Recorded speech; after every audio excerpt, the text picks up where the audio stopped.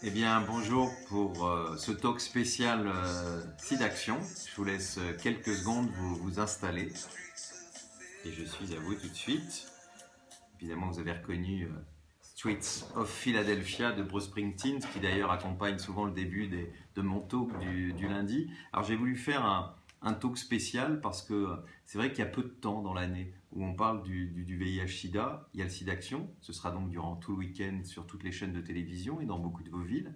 Et puis ce sera aussi le 1er décembre qui est la journée mondiale contre le sida. Hormis ces temps-là, on ne parle plus du VIH-Sida, et ce qui est d'ailleurs assez paradoxal, il n'y a jamais autant de gens qui ont vécu avec le sida, d'abord dans le monde, près de 38 millions de personnes, et puis en France, 150 000 personnes qui vivent avec ce virus. Dans une situation d'ailleurs qui est assez paradoxale, on oublie quand même que tous les jours, il y a encore 3200 personnes qui meurent du VIH-Sida.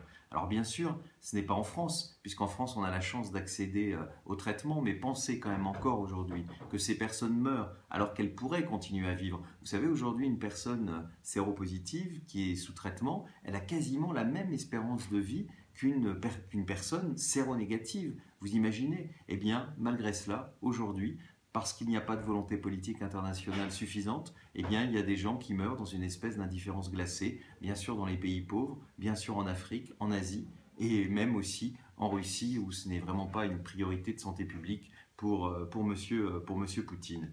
Alors, les défis sont grands.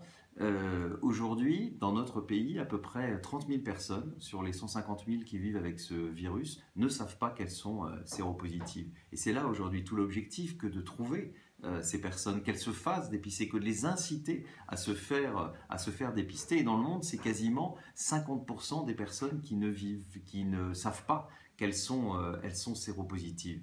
Alors que vous savez, l'ONU-SIDA l'a fixé, c'est un objectif fantastique.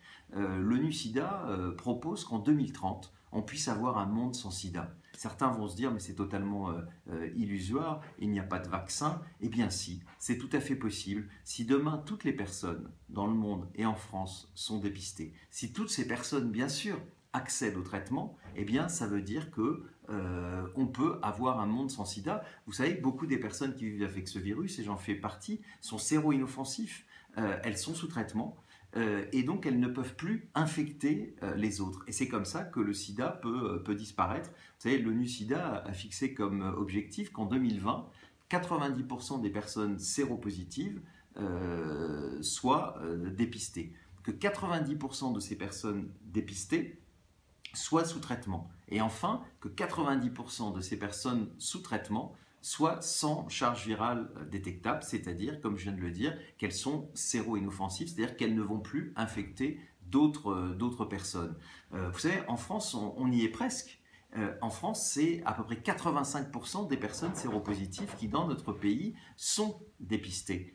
90% des personnes dépistées sont sous traitement. Et 90% des personnes sous traitement sont sans charge virale détectable. Donc vous voyez qu'en France, on y est presque. Et c'est d'ailleurs là tout le paradoxe. On est, ça ne vous a pas échappé, en pleine campagne présidentielle et aussi campagne législative. Et il y a eu des primaires à gauche, des primaires à droite, des primaires chez les écologistes. On n'a pas du tout entendu parler du VIH. Et regardez, cette semaine, il y avait un premier débat entre 5 des candidats à l'élection présidentielle. Jamais le mot sida n'a été prononcé. Et pourtant, ces candidats pourraient dire « je serai le président d'une France sans sida ». Je serai la présidente d'une France sans sida. Vous savez, dire « je serai le président d'une France sans chômage », ça paraît illusoire, ça ne se passe pas comme ça. Et on sait que c'est beaucoup plus compliqué. Dire aujourd'hui à nos concitoyens qu'on va se mobiliser en tant que candidat à l'élection présidentielle pour être le président d'une France sans sida, et demain d'un monde sans sida, eh bien c'est quelque chose de tout à fait réalisable. Vous voyez, on y est presque. 2020, c'est certes demain, mais on peut avoir ce premier objectif, et ça veut dire qu'en 2030, on pourrait avoir des générations, vous imaginez, qui naîtraient sans le VIH-Sida.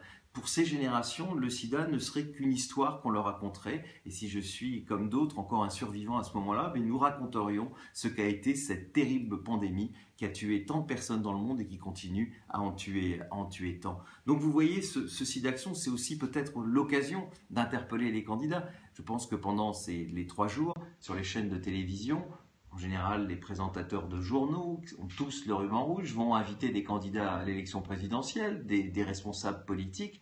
Et bien, j'espère que ça va être vraiment l'occasion de les entendre et de les entendre avoir cet objectif absolument formidable qui devrait d'ailleurs dépasser totalement les clivages politiques, parce que le sida frappe aveuglément, que vous soyez de droite, de gauche, écolo, d'extrême droite ou d'extrême gauche, ce virus frappe aveuglément. Nous, à Élus locaux contre le sida, d'ailleurs, nous avons envoyé cette semaine un questionnaire, 10 questions pour une France sans sida, à les 011 candidats à l'élection présidentielle. Ce sera aussi décliné après aux partis politiques, parce que les législatives, c'est aussi une élection importante. Et j'espère que donc ces jours vont être l'occasion de mobiliser les politiques et de enfin parler dans cette campagne d'une question qui touche énormément de gens. Mais évidemment, comme c'est une maladie invisible, vous savez, à Paris, il y a un quart des cas de sida. Quand je le dis, on me regarde toujours un peu bizarrement. En Ile-de-France, c'est un peu plus de 42%, enfin presque la moitié des cas de VIH-Sida du pays. Et pourtant, la plupart d'entre vous croyez ne pas connaître quelqu'un qui vit avec le VIH dans ces villes-là, ce qui est aujourd'hui tout à fait impossible. C'est pourquoi il faut se mobiliser. Et je voudrais terminer un peu ce talk spécial SIDAction avant de vous mobiliser pour que vous donniez au 110, pour m'adresser aux personnes qui vivent avec ce virus et pour certains qui vivent depuis longtemps. Vous savez, j'ai sorti récemment un livre qui s'appelle Survivant, mes 30 ans avec le sida, dans lequel je raconte ces 30 années de vie avec le virus et dans lequel je raconte aussi l'histoire de ce virus. Pour de jeunes personnes qui viennent d'apprendre leur séropositivité, évidemment, je ne vais pas vous dire que tout ça va être facile, ce serait vous mentir. La vie est quand même beaucoup plus facile quand on n'est pas séropositif. Mais en même temps, je voulais vous dire que moi j'ai pu vivre avec ce virus, j'ai pu travailler avec ce virus, j'ai pu militer avec ce virus, j'ai pu être élu avec ce virus, j'ai pu aimer avec ce virus et j'ai pu me marier avec ce virus. Donc dites-vous que tout est possible aujourd'hui, vous pouvez même avoir des enfants, tout a changé. Donc ayez de l'espoir, battez-vous et ne baissez pas la tête. Aujourd'hui, c'est vrai qu'on a parfois l'impression qu'on se bat plus contre les personnes séropositives que contre le sida. Vous savez, quand moi j'ai appris en 1987, il y a 30 ans, ma séropositivité, il y avait de la compassion, les gens autour de moi ont été sympas, m'ont entouré, mes amis, comme moi j'ai entouré mes autres amis qui étaient comme moi touchés. Aujourd'hui, on a l'impression que c'est, on rejette l'autre, on le culpabilise. Et c'est peut-être à cette solidarité qui est aussi important de revenir, et je voudrais le dire à ceux qui nous écoutent, qui ne sont pas séropositifs. Pensez à quel point c'est difficile pour ces hommes, pour ces femmes, pour ces enfants qui vivent avec ce virus, d'être obligés de se cacher, de ne pas dire leur virus parce qu'ils savent que dans leur vie, ce ne sera pas forcément simple, que dans leur vie professionnelle, ce ne sera pas simple, que voyager aujourd'hui. Vous savez, il y a encore aujourd'hui 40 pays dans le monde qui interdisent leur territoire, soit pour une simple vacance, je pense notamment à cette grande démocratie qu'est le Qatar, ou à s'installer. Si vous voulez aller travailler dans certains pays, je pense par exemple à l'Australie, eh bien si vous êtes séropositif, vous ne pouvez pas. Vous imaginez en 2017, on voit bien que les séropositifs sont parfois considérés pires que des terroristes, puisque malheureusement, eux, souvent ça se voit, parce que quand ils prennent l'avion, ils ont avec eux leur traitement, et que c'est un moyen de les discriminer, de les renvoyer dans leur pays. Et dans notre pays, même si je l'espère, ça devrait s'arranger, encore aujourd'hui, vous êtes stigmatisé jusqu'à la fin de votre vie parce que les soins de conservation sont interdits aux personnes séropositives qui souvent sont mises immédiatement dans le cercueil, fermées, et les proches peuvent même plus leur rendre un dernier hommage. Donc vous voyez, le VIH reste aujourd'hui une maladie, un virus stigmatisant, et c'est ça qui est paradoxal. les progrès médicaux ont été fantastiques, mais ils n'ont pas été suivis de progrès sociétaux. Eh bien, il faut les faire avancer et il faut profiter de cette élection présidentielle et de ces élections législatives dans notre pays pour sensibiliser les candidats. Et je sais qu'au cours du SIDAction, en tout cas j'espère que les journalistes vont aussi le faire et que vous allez le faire en interpellant les candidats. Alors vous savez, habituellement dans le talk du lundi, j'ai un livre du jour. Eh bien, pour ce talk spécial SIDAction, j'en ai un très beau livre qui s'appelle « N'essuie jamais de larmes sans gants ». C'est de Jonas Gardel, c'est paru aux éditions Gaïa. C'est certes un roman, mais c'est aussi l'histoire du virus du sida en Suède. Une très très belle histoire. C'est un livre très important qui fait presque 600 pages.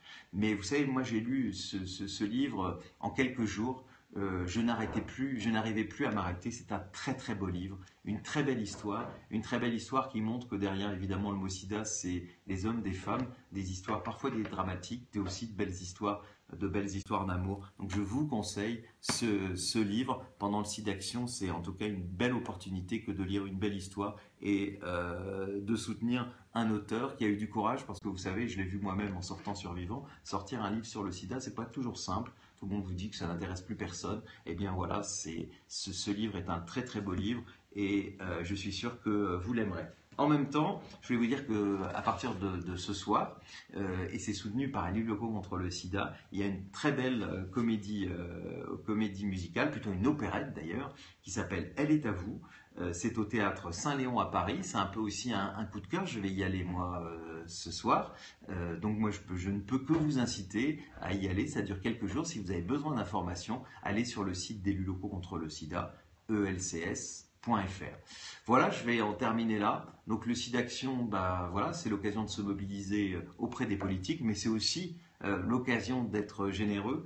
Vous savez, que ce soit pour la prévention, que ce soit pour l'aide aux malades ou pour la recherche, les crédits publics sont de moins en moins importants dans le monde, et c'est pour ça que votre générosité, elle est extrêmement importante, et moi je compte sur vous, et je sais que Lynn Renaud et Pierre Berger, qui se battent depuis si longtemps à la tête de ce SIDAction, vont vous lancer dans les jours qui viennent de nombreux appels, et de nombreux artistes, de nombreuses personnalités. Et bien moi je vous appelle aussi toutes et tous à être très généreux, à faire le 110 et à donner pour le SIDAction, à donner pour la prévention, à donner aussi pour toutes ces personnes qui vivent avec ce virus. Merci et bon SIDAction à tous.